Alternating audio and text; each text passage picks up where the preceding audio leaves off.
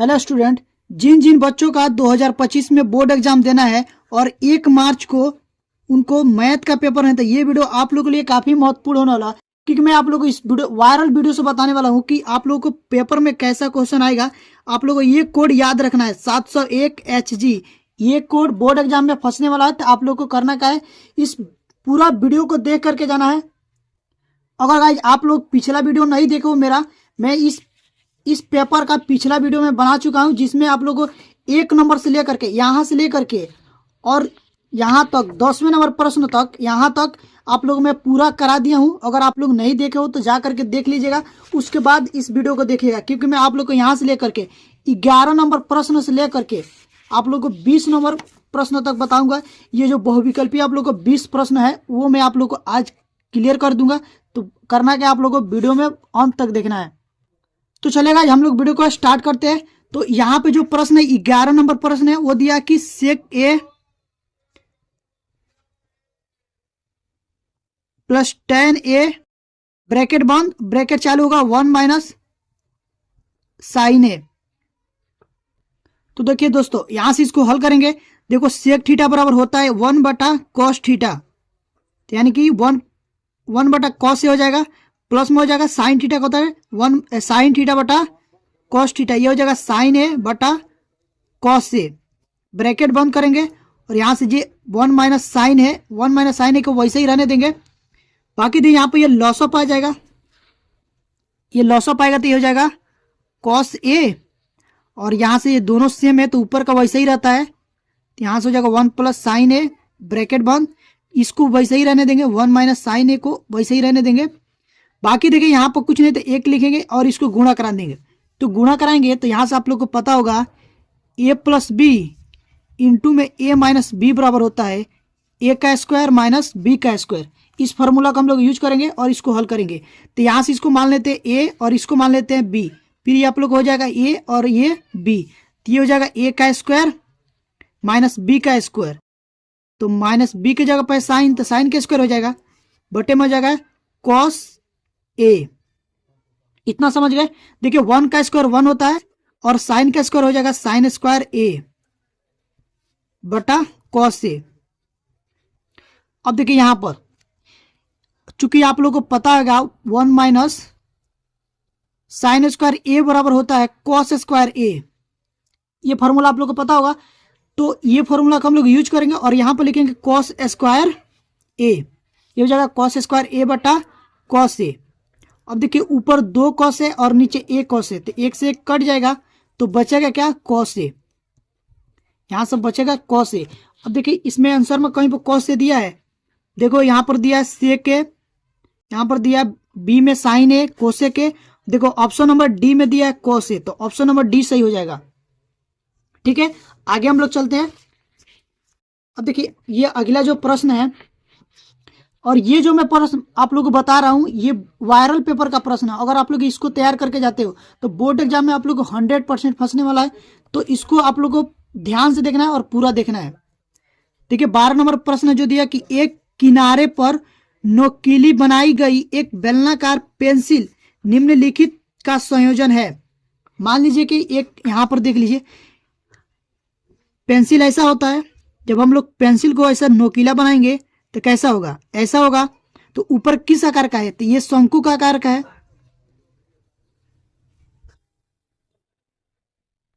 और नीचे ये एक इसकी ये कौन सा आकार का है, ये बेलन का आकार का है। तो इसमें देखो क्या हो जाएगा, एक शंकु एक बेलन, ऑप्शन नंबर आप लोग को ए सही हो जाएगा। देखिए शंकु और चिन्ह का आकार का तो नहीं होगा, 2 बेलन नहीं होगा, एक अर्धगोला एक बेलन ये भी नहीं होगा, तो ऑप्शन नंबर ए सही हो जाएगा। ठीक है, अब देखिएगा ये 13 नंबर जो प्रश्न है वो दिया कि एक लंबवृत्तीय बेलन के आधार पर क्षेत्रफल 9 पाई सेंटीमीटर है, तो उसके आधार का व्यास क्या होगा। प्रश्न में बोला है कि बेलन के आधार का क्षेत्रफल दे दिया है और उसका व्यास पूछा है। तो चूंकि आप लोगों को पता होगा बेलन के आधार का क्षेत्रफल होता है, बेलन का आधार का क्षेत्रफल बराबर होता है पाई आर स्क्वायर, और ये दे दिया है, तो यहां से हो जाएगा पाई आर स्क्वायर बराबर दिया 9 पाई। ठीक है, पाई से पाई कट गया, आर स्क्वायर बराबर 9, तो यहां से हो जाएगा आर स्क्वायर बराबर 3 को जब हम बर करेंगे तो यहां से 9 हो जाएगा। तो ये घातों की तुलना करने पर आर बराबर कितना आ गया, 3 आ गया, आर का मान 3 आ गया। अब पूछा व्यास, तो व्यास बराबर होता है 2r, तो यहां से हो जाएगा 2 गुणे आर, यानी कि आर का मान कितना है 3, 3 दूना 6, तो जो व्यास होगा वो कितना होगा 6 होगा। देखो ऑप्शन नंबर कहीं पर 6 है, तो देखो यहां पर देखो ऑप्शन नंबर डी 6 सेंटीमीटर। ठीक है, उसके बाद आगे देखेंगे हम, ये जो 14 नंबर प्रश्न है वो दिया कि यदि 5,10,R,20,35 और 40 का समांतर माद 21 हो तो आर का मान ज्ञात कीजिए। अब देखिए इसमें समांतर माद दे दिया है और आर का मान पूछा है। अब आप लोगों को पता होगा, एक चीज आप लोग जान लो, देखो समांतर माद बराबर होता है,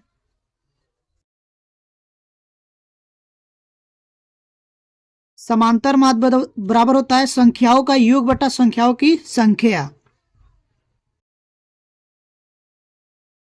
संख्याओं का योग बटा संख्याओं की संख्या।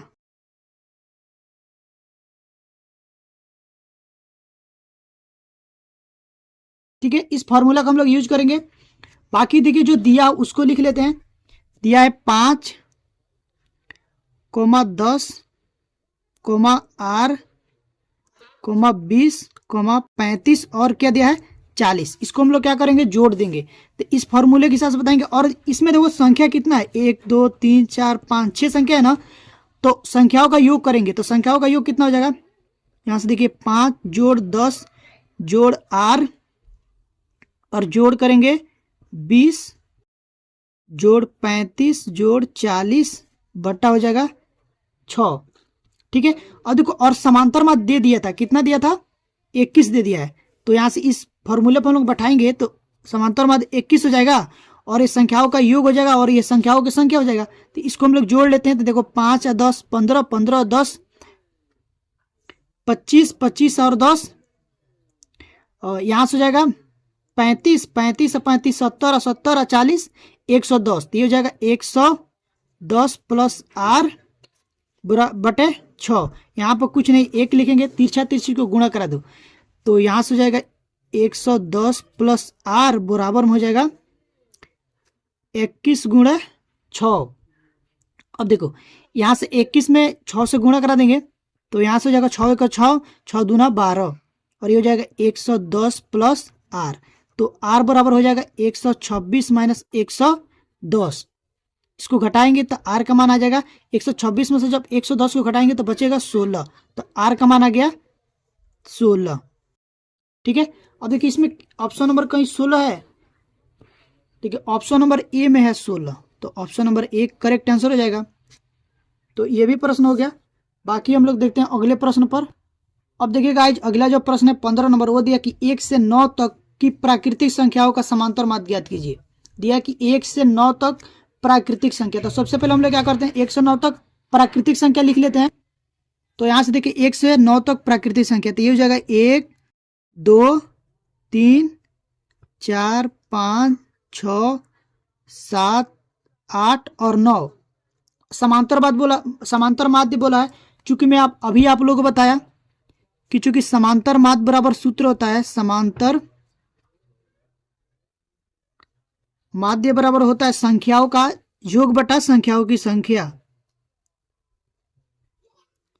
संख्याओं का योग बटा संख्याओं की संख्या।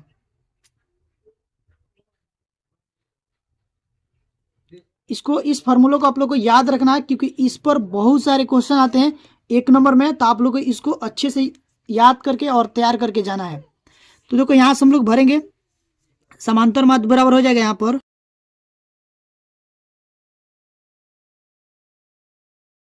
अब देखो संख्याओं का योग कितना हो जाएगा, यहां पर लिखेंगे 1 + 2 + 3 + 4 प्लस 5 प्लस 6 प्लस 8 प्लस 9, संख्या कितना है 9 है, तो यहाँ पर हम लोग 9 लिख देंगे। अब इसको हम लोग जोड़ेंगे, देखो 1 2 3 3 6 6 और 4 10 5 15 6 21 21 21 और 7, यहाँ पर 7 छूट गया था, ये 7 हो जाएगा। 28 28 और 6 36, 28 और 8 36, 36 और 9 45, तो यहाँ से हम लोग लिखेंगे 45/9, तो 9 5 45, तो जो समांतर माध्य आएगा वो कितना आएगा 5 आएगा। देखिए ऑप्शन नंबर 5 किधर है, देखो ऑप्शन नंबर बी सही हो जाएगा ये, ठीक है। बाकी आगे देखते हैं, अगले प्रश्न पर चलेंगे। देखो ये प्रश्न आप लोगों को जो बहुलक वाला है ना, ये दिया निम्नलिखित बारंबारता बटन का बहुलक ज्ञात कीजिए। तो बहुलक आप लोगों को ज्ञात करने के लिए सबसे पहले आप लोग क्या करना होता है कि ये जो बारंबारता दिया है उसको में देखते हैं सबसे बड़ा बारंबारता कौन है, तो ये है 8 है, इसमें सबसे बड़ा बारंबारता, तो इसके जस्ट ये आप लोग हो जाएगा F1, ये आप लोग को होता है F, इसके बाद वाला क्या हो जाएगा F2, और इसी लाइन के जो ऊपर आएगा ना बहुलक वर्ग, तो ये हो जाएगा आप लोग का L बराबर 3, और H बराबर हो जाएगा इनकी दोनों को अंतर, इन दोनों का अंतर कितना है 2 का अंतर है, तो यहां से हो जाएगा 2। अब गाइस देखिए बहुलक का फॉर्मूला होता है, यहां से हम लोग लिखेंगे बहुलक बराबर होता है L प्लस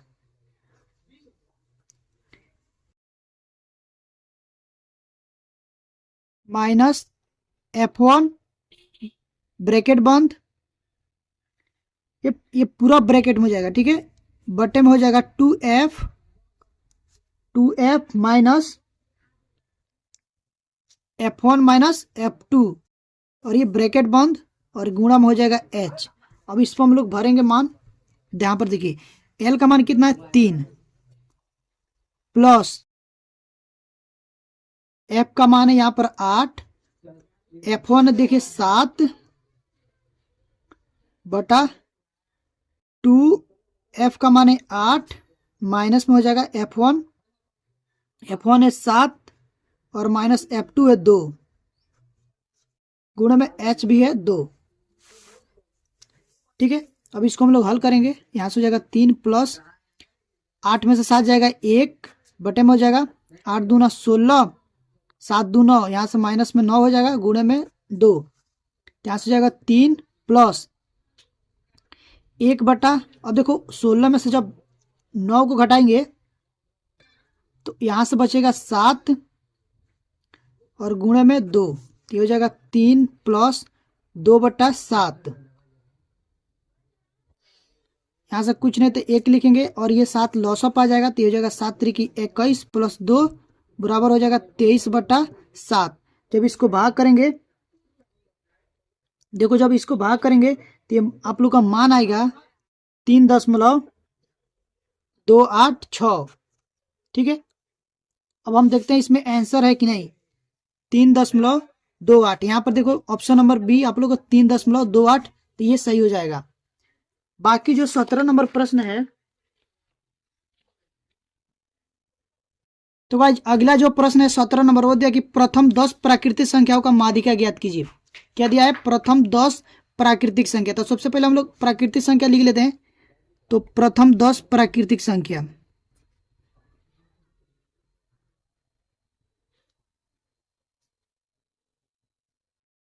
ये हो जाएंगे आप लोग को 1 2 3 4 5 6 7 8 9 और 10।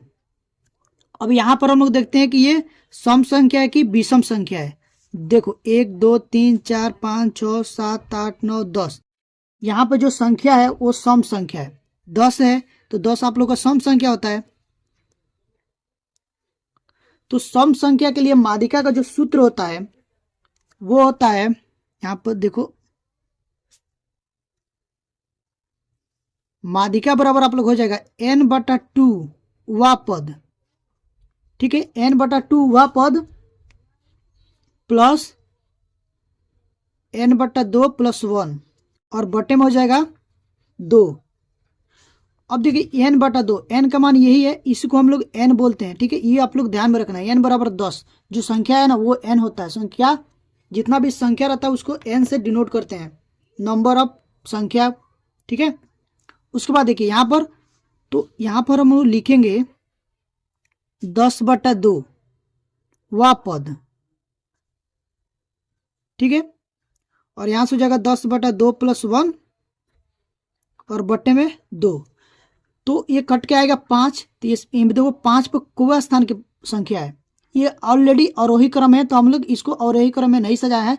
अगर नहीं रहता तो फिर आप लोग को सजाना पड़ता, तो इसमें ऑलरेडी ये सजाया गया है। तो यहाँ से हम लोग देखेंगे 1 2 3 4 5, पाँचवें स्थान पर पाँचवा संख्या है, तो यहाँ से लिखेंगे 5 और हो जाएगा यहाँ पर प्लस 5 + 1 और बट्टे में 2, तो ये हो जाएगा 5 प्लस में 6/2, यानी कि 6 × 5 = 11, 6 × 5 = 11/2। इसको जब हम लोग काटेंगे तो हो जाएगा 5.5, जब भाग करके आप लोग देख लेंगे 5.5 आएगा।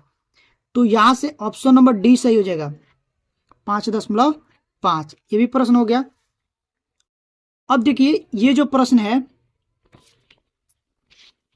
ये प्रायिकता का एक प्रश्न है, दिया कि प्रायिकता होने का वो दे दिया कि 0.05 और प्रायिकता नहीं की प्रायिकता क्या, यानी कि नहीं होने की प्रायिकता पूछा है, यानी कि प्रायिकता नहीं होने का मान पूछा है।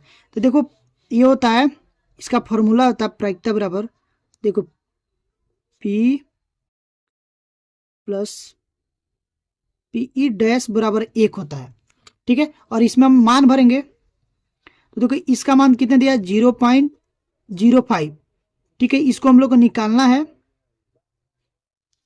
यहां से हो जाएगा 1, ये इधर प्लस में उधर जाएगा क्या हो जाएगा, माइनस में हो जाएगा। तो ये हो जाएगा P, यानी कि प्रायिकता नहीं होने का परिणाम 1 - 0.05, इसको घटा लो 1.00 और यहाँ से हो जाएगा 0.05, और इसमें से हासिल लेंगे तो हो जाएगा 90, इसमें से लेंगे तो हो जाएगा 90, ये 10 हो जाएगा इसमें से लेंगे तो ये, ठीक है। तो 10 में से 5 गया 5, ये बच गया आप लोग कितना 9, तो यहाँ से 9 और ये वहाँ पहुँच जाएगा 0, यानी कि जो आंसर आएगा 0.95। कितना आंसर आएगा 0.95। तो यहाँ से हम लोग देखेंगे 0.95 किधर, यहाँ पर दिया, ऑप्शन नंबर डी सही हो जाएगा 0.95। बाकी ये 2 प्रश्न है द्विघात समीकरण का, इसको आप लोग को खुद से करना है, ठीक है। अगर आप लोग को नहीं आता है तो आप मुझे कमेंट करके बताइएगा, मैं आप लोग को बता दूंगा, ठीक है। एक बार आप लोग ट्राई करिए, बाकी मैं अभी बता दे रहा हूँ आप लोग को। तो यहाँ से देखिए ये जो दिया द्विघात समीकरण के मूल पूछा है, तो मूल ज्ञात करने के लिए क्या करते हैं, सबसे पहले इसको हम लोग गुणनखंड करते हैं। तो इसको गुणनखंड करेंगे, x² - 3x - 10 बराबर 0, ये हो जाएंगे x²। देखो यहाँ पर ऐसा संख्या लाना होता है जिसको जोड़ने और घटाने पर -3 आए, ठीक है, और गुणा करने पर यहाँ पर 10 आए, माइनस में 10 x², तो वो संख्या कौन सा होगा, यहाँ से हो जाएगा माइनस में 5x और प्लस में 2x - 10 = 0। अब देखो इसको जब गुणा कराएंगे ना तो यहाँ पर 10x² आ जाएगा, जब इसको जोड़ने और घटाने पे, यानी कि बोला ना कि जब इसको इसमें से जब घटाएंगे तो यहाँ पर 3x आ जाएगा, ये हो गया। फिर यहाँ से x कॉमन है तो कॉमन लेंगे तो x - 5 हो जाएगा, प्लस यहाँ पर 2 कॉमन है तो यहाँ से हो जाएगा x - 5, ये 2 बार है तो इसको एक बार लिखते हैं तो x - 5 हो जाएगा, यहाँ पर x + 2 हो जाएगा, ठीक है। अब देखिए यहाँ पर एक बार x - 5 बराबर 0 रखेंगे और एक बार x + 2 बराबर 0 रखेंगे, तो यहाँ से हो जाएगा x बराबर 5, क्योंकि इधर माइनस में इधर आके प्लस में हो जाएगा, और ये इधर प्लस में तो इधर आके क्या हो जाएगा, माइनस में हो जाएगा। तो जो मूल आएगा ना, मूल वो आएगा आप लोग का 5, -2। देखो इसमें 5, -2 किधर है, 5, -2, 5, -2 यहाँ पर देखिए, तो ऑप्शन नंबर ये बी सही हो जाएगा। बाकी देखिए अगला जो प्रश्न है वो दिया कि यदि 20वां प्रश्न है और ये लास्ट प्रश्न है, यदि समीकरण x², यहाँ पर x² है, ठीक है, -4x + k बराबर 0 के एक मूल 6 है, तो k का मान ज्ञात कीजिए। यानी कि जो मूल दिया नहीं, अभी मैं आप लोग को बताया, ये जो मूल हम लोग ज्ञात किए ना, यही x का मान है। मूल जो दिया है कि एक मूल दे दिया है, यानी कि इसमें से ये 2 मूल है तो एक मूल दे दिया है और पूछा k का मान, तो इस समीकरण को हम लोग लिखेंगे, यहाँ से देखिए यह जाएगा x² - 4x + k बराबर 0, x का मान है 6, तो यहाँ पर 6 का वर्ग हो जाएगा माइनस 4 गुणे 6 प्लस k बराबर 0। अब देखिए यहाँ पर 6 का 36 और ये हो जाएगा, इसको जब गुणा कराएंगे 6 चौको 24, तो ये हो जाएगा माइनस में 24 प्लस k बराबर 0। ठीक है, अब यहाँ से देखिए 6 में से 4 जाएगा 2, 3 में से 2 जाएगा 1 प्लस k बराबर 0। ठीक है, तो यहाँ से k बराबर हो जाएगा माइनस में 12, क्योंकि माइनस प्लस में इधर 12, इधर क्या हो जाएगा माइनस में हो जाएगा। ठीक है, तो k का मान आ गया माइनस में 12। ठीक है, तो यहाँ से ऑप्शन नंबर आप लोग का इसका जो आंसर होगा ना वो 12 हो जाएगा, माइनस में क्या 12 करेक्ट आंसर हो जाएगा माइनस में 12। तो गाइज मैं आप लोगों को दिखा दे रहा हूँ, हम लोगों ने 1 से लेकर के 20 तक कर लिए, 10 से लेकर यहाँ पर इस वीडियो में 11 से लेकर 20 तक किए हैं। पिछले वीडियो में मैंने 1 से लेकर 10 तक किया, आप लोग नहीं देखें तो जा करके देख लीजिएगा। अभी के लिए बस इतना ही, मिलते हैं नेक्स्ट वीडियो में।